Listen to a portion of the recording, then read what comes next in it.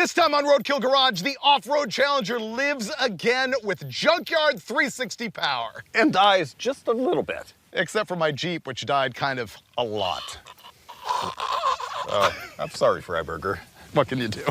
Remember the off-road Challenger, or the ORC as I like to call it? It's our 1970 Dodge Challenger dirt track car that Finnegan and I pulled from a farm in Oregon on episode 54 of Roadkill.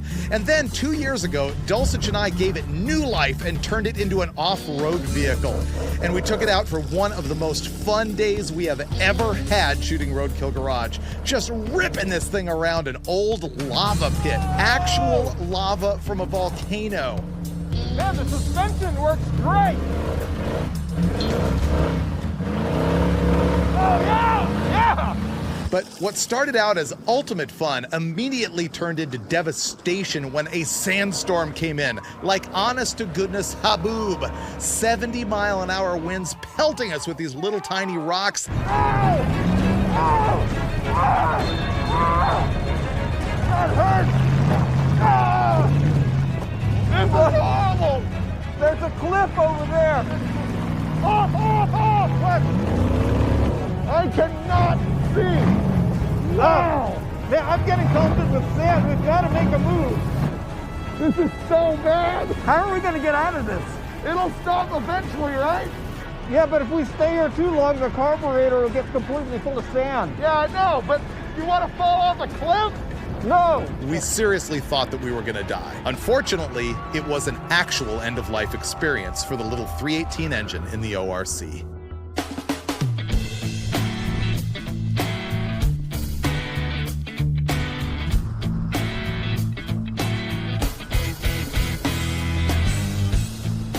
Last time you saw the off-road Challenger, Steve and I almost died in a sandstorm. Well, we abandoned the car in the middle of the desert. Now we're gonna find out if it will live again. I hope I remember to turn the fuel pump off. Me too. We may not need it if the carburetors look like an ashtray. Yeah, I don't think it's something that I would have forgotten. I think it's gonna be ugly, Dulcich. Yeah, but it looks pretty. It looks great. Look at that. Oh, look. Look at that. Wow. It is all sandblasted. And this thing just got pelted. Dude, the sandblasting brought up some of the old circle track lettering. Leonard's Off-Road. Whoa, meant to be. Maybe we can charge people money to just park their cars here for a couple weeks. I know, it's a business opportunity. We left town with no air cleaners, and I was like, so it'll suck a little bit of dust. I didn't count on the torrential act of God destroying the thing. Oh, wow. Looks like an ashtray in there. Oh. Bad even by roadkill standards. Oh, look at that. Let's get to work. Wow. Don't scratch it, dude. That is trashed. You think I can recover that starter?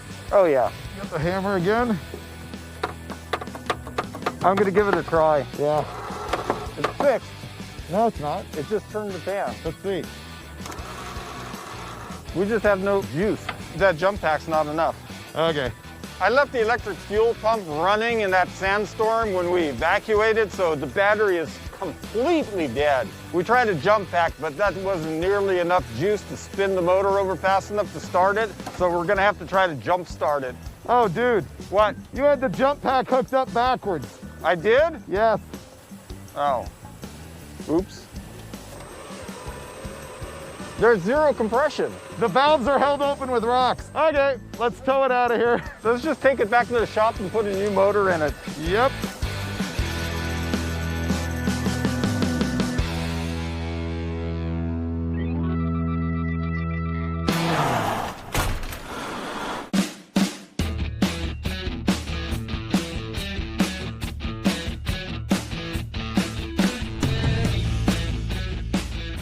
Ready for the carnage? Man, I'm looking forward to the carnage. Are you kidding? Oh, it's gonna be pretty funny. Yeah, because I completely don't mind ruining this motor. Oh no, it didn't bother me. No. It's kind of fun. Jeep, make it better. Look at all the sand. Oh, look at that. Whoa, look at that. Oh, man. Wow. So this engine is completely trashed from the sandstorm. I think today we're just gonna roll it around. Let's forklift the engine out of it and then we'll rip it apart and find out like how hideous it is inside. Okay, I'll hook up a chain and we'll drag it out front. Did you see how much sand is in the floor? Look at this. Dude, it's like 3 inches deep. Oh yeah, I remember it. I remember it really well. There's even a strap here. There's chains on the forklift already. Strap right here. That'll break. Nah, Oh, it'll break immediately. no, Just watch. it won't. It's going right here. No, that's my fuel tank. It'll be fine. Really? Watch, it'll pull so easy. Your fuel tank might have broken open. Oh, dude. I told you. You were right. This is kind of like driving the forklift with rear steer. Don't hit the Mustang. You're good. You went really wide. Yeah, we're good. I'm going off-roading a little. Here we go. Did you notice the strap didn't break? You were right. So we're gonna pull it up and just tear the engine out with the forklift. This is a 318 small block Mopar, known as the LA engine. They made one smaller, it was a 273. These things are sort of an underdog motor, but Dulcich has built them a bunch of times at the 400 horsepower level, and this time I think you want to go even further, don't you? Oh yeah, I want to build the ultimate animal 318. The beast? Yeah. You want to just give it a wiggle? What's holding it? I don't know. Let me get Oh, that. I'm running out of propane. You're kidding. No, that's what that sound is. Oh, maybe we can use propane from the barbecue. That would save the day. It would. I wonder if we can run the forklift off this. Fixed with barbecue parts. Yeah, I won't say how. There we go. Looks like we forgot one brace on the engine that needs to come off right here. How come it won't come out though? Oh, it will. There you go. And that's a bam. Back her up. Okay, that's good. Let me get a pallet. This might be the first time the engine's ever been out of the car. I think it is. How's your pallet placement? Oh, it's fantastic.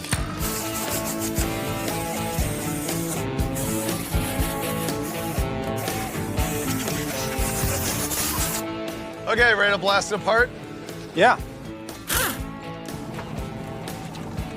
Oh, no, picked up the whole engine. You must have used Loctite silicone. Yeah. There we go. Ooh, and Man, it looks like brand new inside. no, it doesn't. Look at this. What we're seeing here is really bad in that there's just piles of sand in the intake ports, which means the motor just ate tons of that stuff, which means the cylinder walls are probably destroyed. But on the upside, in here, everything's pretty clean. It's not all sludgy. This might have been a clean one owner before it became a circle track race car. Oh, like that. Oh, yuck. The rust is pretty bad right here. Rust is the worst thing on engines. You can store them forever, but if they get rust in them, it's just junk. Blast that one off. Let's see if it's worse. There. Wow, that was really, really artful. Yeah. Oh. Oh, look at that. Look at this one. Wow, this is totally our fault, but I don't really care. I knew that we wanted to make it better anyway, so. Wow. I guess finish it up, send it to the machine shop. Okay. 60 over, high compression pistons, and 500 horsepower. World's most expensive 318.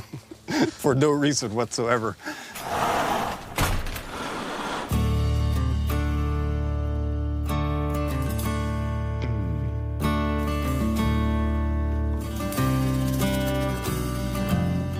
You may find this hard to believe, but all of that happened 2 long years ago, and the Challenger has been sitting right there ever since. See, we've been letting big dreams get in the way of just good enough.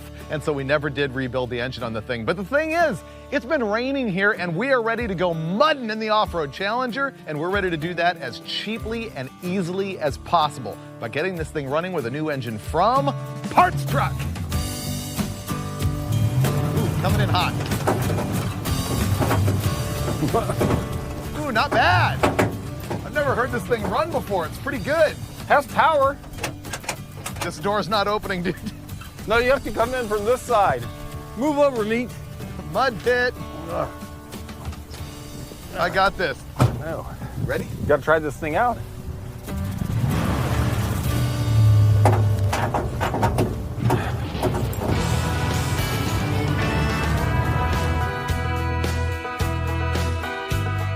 We got this thing for $1,500. Yeah. I think we're gonna pluck it clean. Well, there's a lot of useful items on this truck. Well, we'll find out by driving it and seeing. Not too bad, actually. I wonder if it's a 318 or a 360. I really don't know. I don't either. I thought you could tell me immediately simply by the acceleration. I think that's a 360. You know, you might be right. If not, it's a really good running 318, and I'm plenty happy with it. Ooh, look at this. Oh. Oh, that's gonna make it harder to take apart when it's all muddy. Yeah. Oh, look at that mud.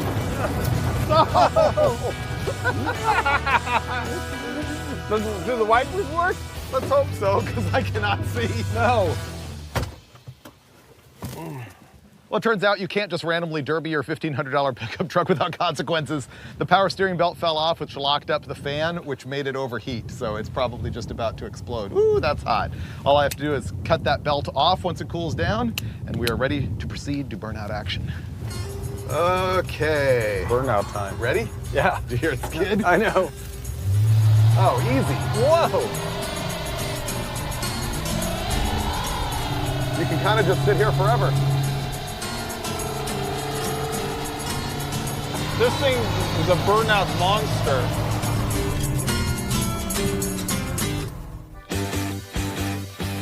We bought this thing sight unseen off Craigslist and had it delivered here, and the guy said it was a 318. But Dulcich, how do you know it's a 360? Well, I can tell the rib manifolds, those are a dead giveaway that it's 360 of this era. But the counterweighted balancer, because the 360 was externally balanced, Right. it has a big honking weight on the harmonic balancer, which you can plainly see. So that is undoubtedly a 360. Which is good news for displacement, but bad news for reasons we'll discover later on in the show. Right now, we just got to get plucking this thing apart. Throw it in the bed. You gonna drain the antifreeze? Well, as soon as I can find a space blanket, because I'm going to try to get through this whole day without getting at all dirty. Okay, and we're not gonna get a drop of anything on the floor either. Ah! What? I'm spilling coolant. Shucks. I hate when that happens. Oh, what the hell? Where's this coolant coming from? I don't know. I'm not doing anything. Whoa, what? So much for my plan of keeping everything clean and dry. Why does that always happen, Freiburger? You know, the original plan for the Dirt Track Challenger was to rebuild the 318 that came out of it, make it really fast. And then Dulcich blames me that I never ordered the pistons for it. He was completely ready to deliver it to the machine shop and assemble the engine and make it great, and I failed. So that's why we're now going to plan B, parts truck, used 360. But you know what? Because this is a 360, perhaps my failure is actually a success. Oh yeah, we failed uphill, that's for sure. Oh, look at that. That was a win.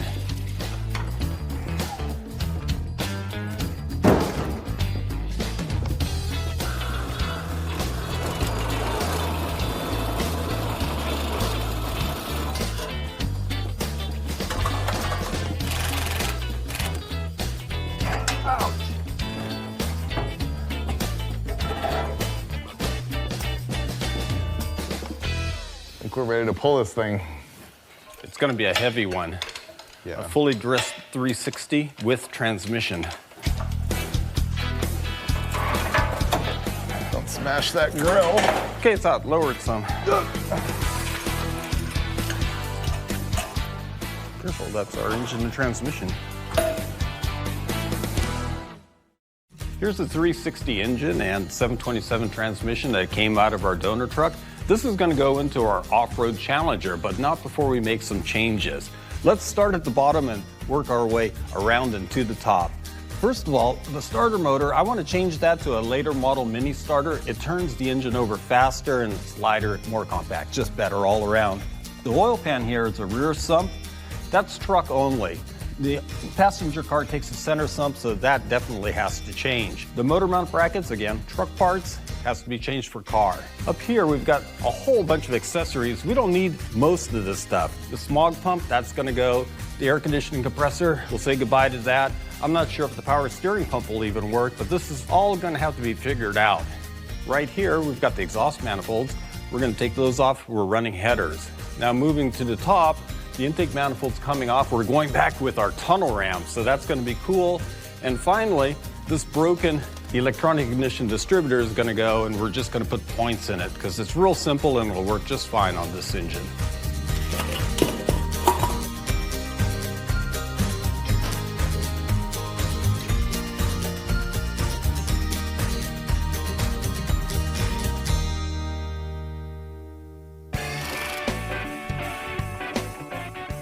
Now, you'll see my old pickup tube just simply unthreads out of the oil pump. Mopars are good that way.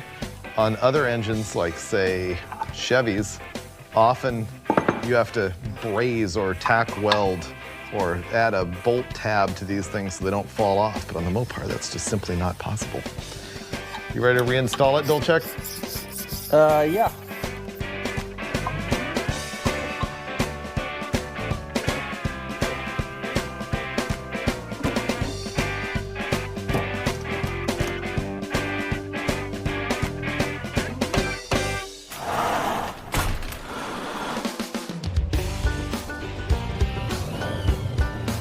Ready?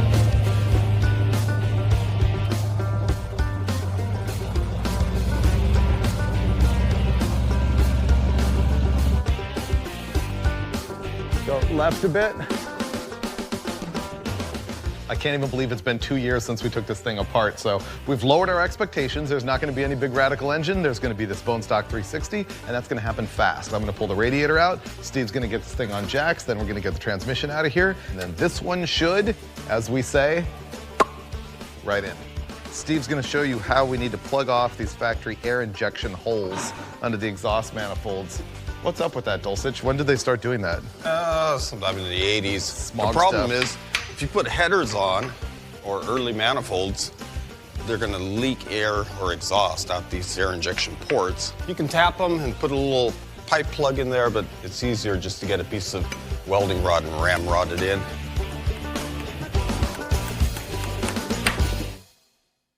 I think the engine's totally locked down, yeah? Yeah, by a miracle. And the trans. We've got a few changes required because we've gone from a 904 transmission, which is the small unit, to the 727, which is the heavy-duty transmission. Now, this is the linkage that operates the shifter, and it's got this offset.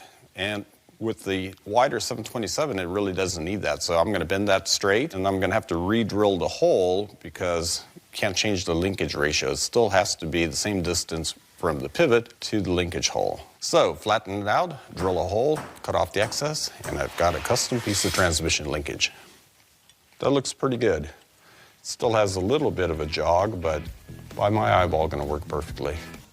Dulcich wanted to assign me the cushy work. There's always like a divisional labeler around here where he loves making linkage, so he's making the transmission shift linkage, and he let me make the engine run. And so I was gonna go put a points distributor in this thing because the distributor that came out of it was electronic ignition, but remember how wobbly and destroyed the shaft was in the thing? Well, we had this points distributor sitting around. But I thought to myself, hey, we might as well upgrade. We might as well put new points in this thing. But wait for it. This is going to be a new segment called the Freiburger Aftermarket Rant. This is ridiculous. Bought brand new set of points.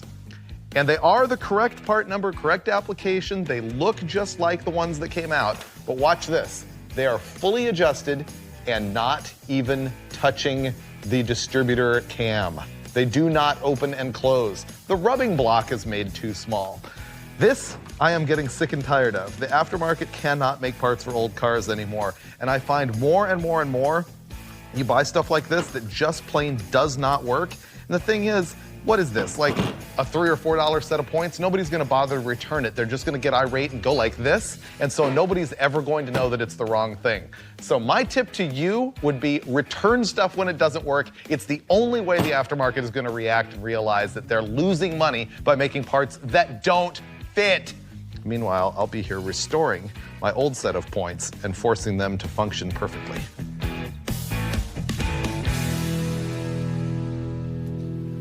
I was just going to re-drill the hole here, but it turns out this metal is so super hard, I found it completely undrillable. So what I ended up doing is just sectioning a piece out to shorten it up. Now I'm going to weld it back together.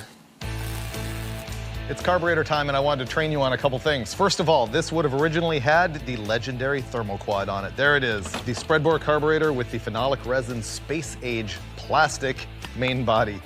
So this carburetor, the thermoquad, is a spread bore. See how the secondaries here are way bigger than the primaries? That's really what I should install on there, but we're not confident that we have one that runs right. So I'm gonna end up putting the carburetor back on it that was on the truck when we pulled the engine out of the truck. And what that is a Carter AFB. That means aluminum 4-barrel. They invented these things in 1957, and they used them in OE applications, at least through the muscle car era. I'm not exactly sure when they stopped using them. But then they're actually manufactured all the way up in today if you consider that they are the forefather of the Edelbrock Performer carburetor, which is basically a Carter AFB that is currently manufactured under license by Weber, of all things. Now check this out. The 9000 series Carter AFB, or the Edelbrock Performer carburetor, has a 5 1/8 inch air horn like that. It uses a regular old air cleaner, same as a Holley or a Q-Jet or anything like that. Look at the early AFB.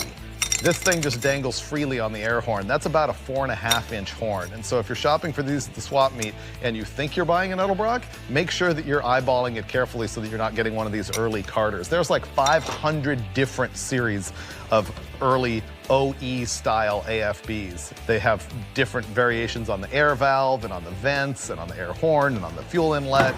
There's a zillion of them, whereas the Edelbrock version is way more common and actually user-friendly these days. But regardless, I'm gonna end up using this one because it's what we had. It definitely took a little bit of doing, but the shift linkage is complete. So I've got all my gears and they're all in the right place. It just goes to show you, you may have mismatched parts on linkage, but if you persevere and you look at how things have to fit together, you can usually make it work. One of the reasons we're going to manifolds is because there's broken studs in the head at both ends. We don't have time to remove them. These iron manifolds will seal, headers won't.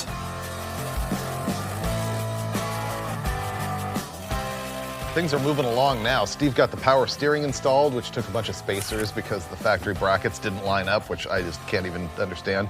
I found a radiator in the backyard. All that needs is a lower hose. Steve's gonna zip tie that in.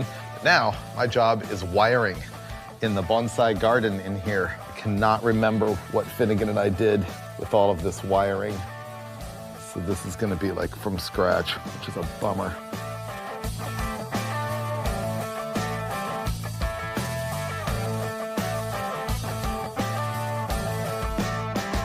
We're ready to start this thing for the first time for its new life in the ORC, the Challenger. Okay, crank's good. Now ignition. That either has no gas or no spark. You want to check for spark? No spark. Do I have power to the coil? You got the ignition on? On. Yeah, you got power here. Okay. Are the points sparking? No. I don't see anything there. So if you rotate it to where the points are open. There, points should be open right now. Check across the points again. Grounded. That's a ground. How about the points? Not. Not. So there's the problem, right? There's no continuity across the breaking points. Right. I thought you reconditioned the points. I did.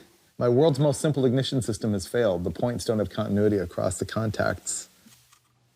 Ground. No ground. We need some new used points. How about if I rummage around the DLSR, Yeah. and see if we've got some good new ones somewhere. And I will remove this one. All right, we've refiled our points again. Okay, something electrical is changing as the points open and close. That's a good sign. Gee, that's great.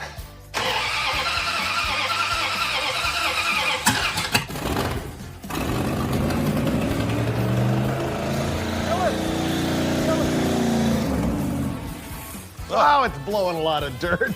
I know. So there's not much left to do. I think the biggie is that if you'll cast your mind back to the previous episode of Roadkill Garage when Dulcich got frustrated and needed a brake hose, and what did he take it from? The ORC. I don't remember that. I need to fix the hard line that goes all the way across the firewall of the car. So what I'm going to do is I'm going to cut it off. I'm going to re-flare it. I'm going to flare a little piece here and connect the two with the coupler. That way I've got one part that goes outside the rail. It's going to make routing a lot easier. And then I'll put this back in. We'll be good to go. It's time for the drive shaft. We needed a longer one, or sorry, a shorter one, because the 727 Trans is about 4 inches longer than the 904.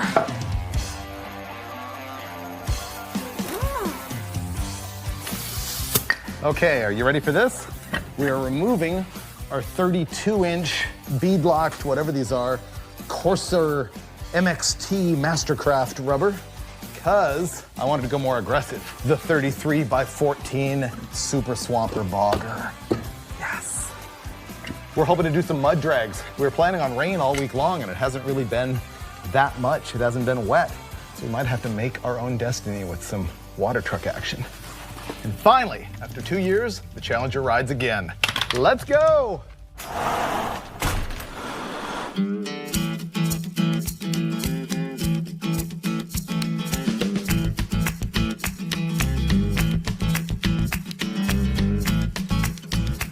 Finished up everything in the shop, and it's gone super roadkill since then. He got pulled over last night in the off-road Challenger. The fiascos never end here on Roadkill Garage. And then this morning, we wanted to go mud drag racing right here on Steve's personal property. He had hauled some track in here the other night, and we expected it to rain all week, and it didn't. So we brought in a water truck. The water truck immediately got stuck, so we brought in Steve's tractor. What went wrong with that?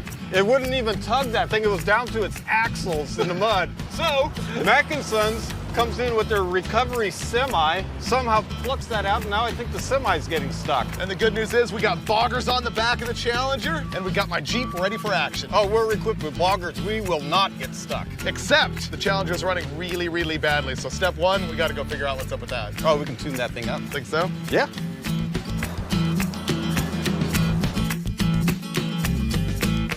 For some reason, it is running horrible.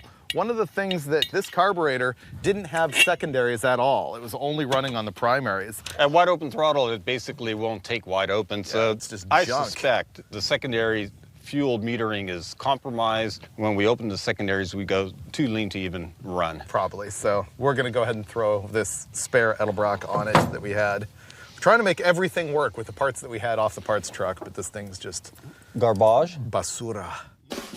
So what's happening now is that our new carburetor's throttling is just hitting this old EGR valve right there, and you can't just take the valve off and then you have a big exhaust leak. Fixed. Now Steve has to go take my Jeep to jumpstart his tractor, to get his tractor to go get the tow truck unstuck from the mud. Watch how much mud Steve gets on himself driving away from here. It's gonna be great. It's gonna all come off the tires and hit him. See?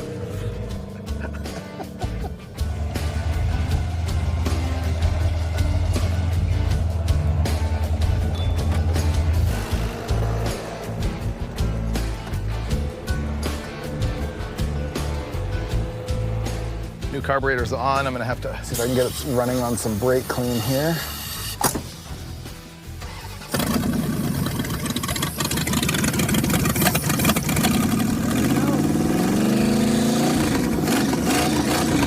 Way better. Okay, we'll have to drive that a bit to tune it, but I can already tell vast improvement. That looks pretty heavy compared to that. Unfortunately, it's got a burned up transmission. So we brought a tow truck in here to get our water truck unstuck, which happened to get stuck also. They tried to anchor the winch to this tractor, but it just pulled it like a rag doll. That's way too light. That truck weighs, gosh, I don't even want to guess how heavy. Freiburger brought his Jeep in here, but that thing is just useless. When you're talking about heavy equipment like this, you need to back up with really heavy stuff to recover it. So these guys are going to try to just build up some speed and just ramrod that truck out of here. Hope it works.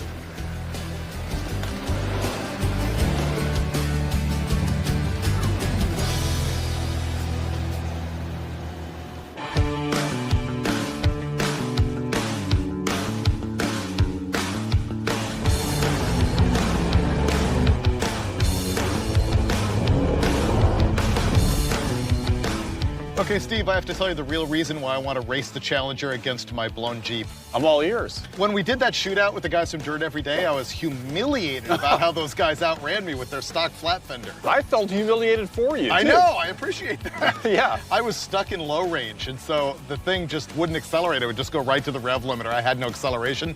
So now I've got the thing in two-wheel drive high, and then the shifter broke off the transfer case. That's all you need is a two-wheel drive high. I know, so that's what I'm planning to do, to bring the violence. Yeah. Show what the Jeep can actually do, but I got to admit, I'm still not that confident I'm going to outrun your junkyard 360 Challenger. Well, how do you handle devastation as opposed to humiliation? Because I'm going to devastate you with the dirt track Challenger. It could actually happen because you've got the comfortable torsion bar suspension. Torsion air. Automatic, and I'm still too low geared. I've got all kinds of excuses. Well, but I'm ready to do it. I want to throw some mud. Yeah, let's go fling some mud and have some fun.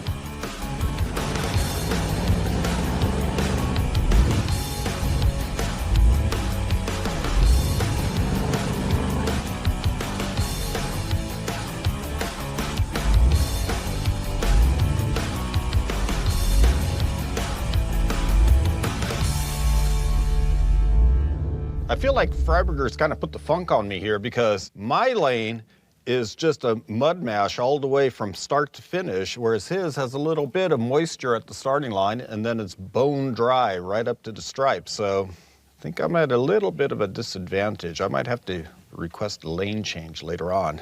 All right, I just agreed to give Dulcich the jump because I've got the blown 383 small block in my Jeep and he's got the junk used 360. With no thermoquad. And keep in mind, I'm in two-wheel drive. I do not have the 4x4 advantage. Yeah, that's like trying to race you with one arm tied behind my back. It's true. I have no smack talk. I mean, my blown Jeep lost to a bone stock flat fender with a V6 in it. I got nothing to say, just action.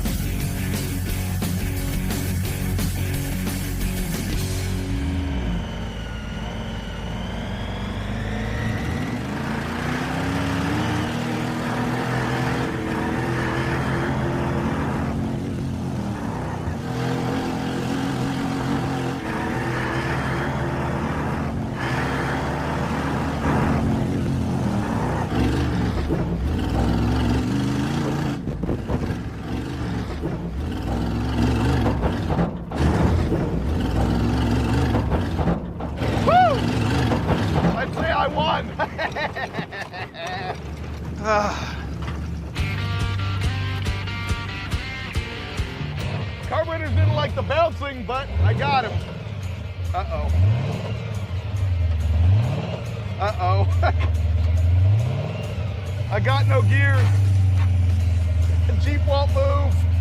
Transfer case popped out of gear, and the shifter fell off the transfer case. So I'm done. Oh, that's no fun. I gotta lie on the ground and figure out how to make this thing move again. I've got no drive shaft. Drive shaft totally fell out of the Jeep. It didn't pop out of gear. It popped out of drive shaft. Oh man, it looks like Freiburger's broken down over there, so I better go help him out. Luckily, I've got the invincible Challenger.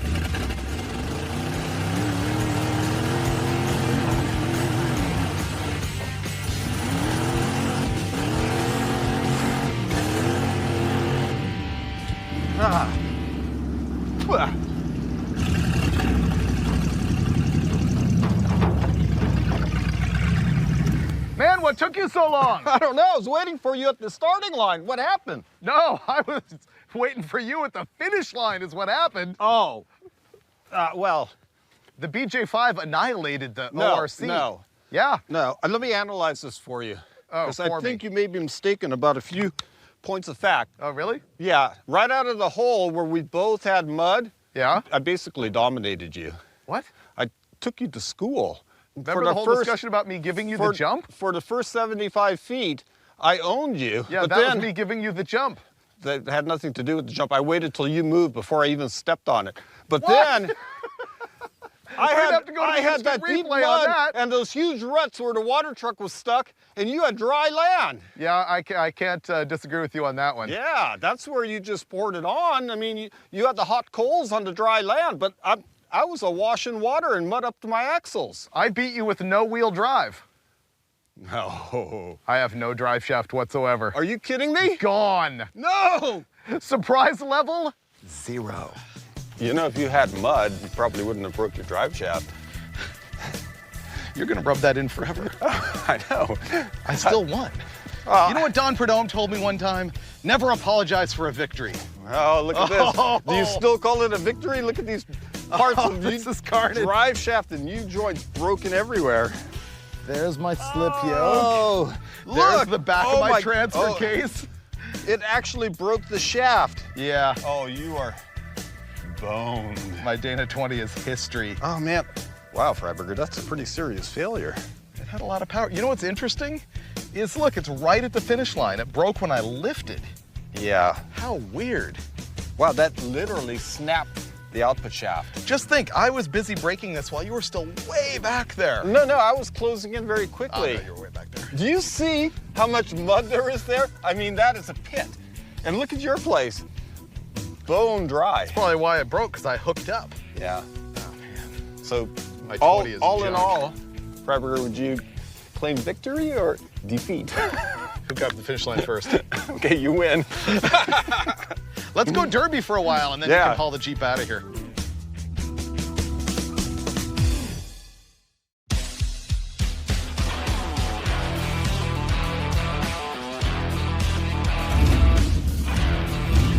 Listen to the power of that 360. Pretty good. Yeah. Thanks for letting me drive the ORC, even though I'm the loser. Well, I figured it's the least I could do after you lost your drive shaft. Ooh, the power steering's pretty nice. Oh, yeah. It's one finger power steering. Oh, you got to put it in first gear manually. Oh, yeah. Now you've got the full power of the off-road Challenger. Oh, you just beat up ground with this thing. Nice. Oh, yeah.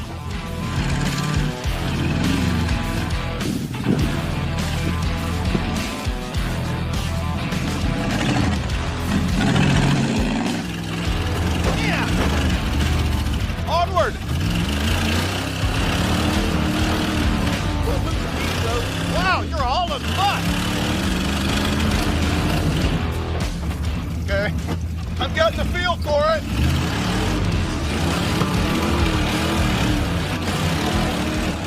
Whoa! Oh, the engine! The engine's come loose! Oh. The engine's completely loose!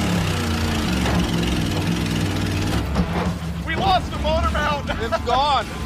Oh! Oh, that engine's about to pop out! Oh! Oh! Oh, no! Wow! You're gonna lose the engine! You're gonna fly out of the car! Oh! Oh! Oh, that is bad. That is bad. Oh, let's get out of here before that hose blows out. I know. I can't get out my window because of the steering wheel. Ow, you okay? Yeah. Oh. Oh. Oh yeah, killed the belt, killed the motor mount. How is that even possible? So there you go. You were telling me my Jeep's no good? Well, I broke the ORC too. I think we can probably limp it home and I'll tow you back. Put that belt back on after it cools off, after we go drink like a 12-pack of Coke. Oh. Coke, really?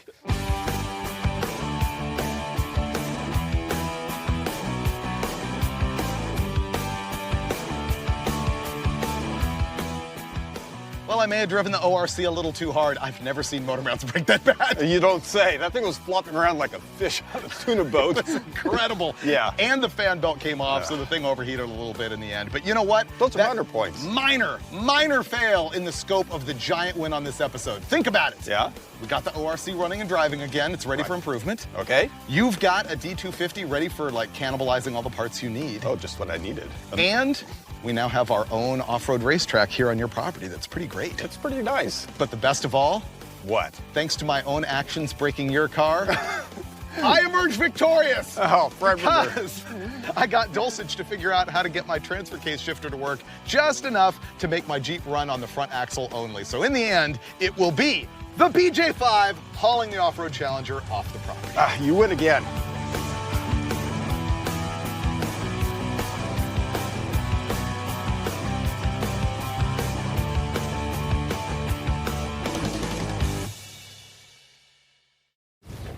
I wonder why Meat doesn't like cruising in the Dodge.